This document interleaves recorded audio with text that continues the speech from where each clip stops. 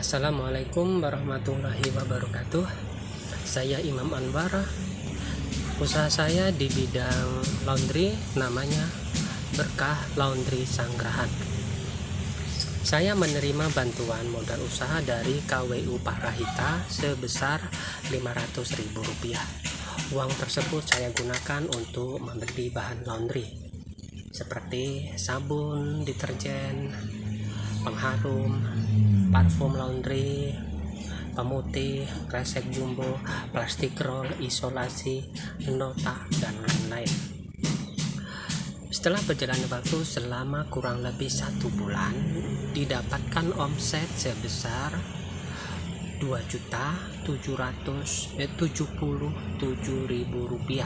Saya ulangi, Rp2.077.000 dikurangin dengan gaji karyawan, pembayaran listrik, dan lain-lain,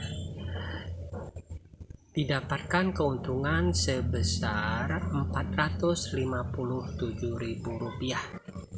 Itu menjadi keuntungan bersih.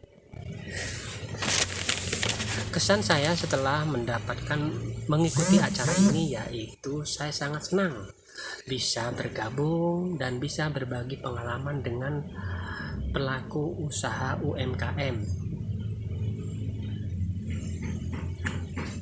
Dan harapan saya untuk program KWU Parahita ini semoga bisa terus berlanjut, dan penerimanya juga bukan itu-itu saja, atau orang bisa jadi dengan pelaku usaha yang lain.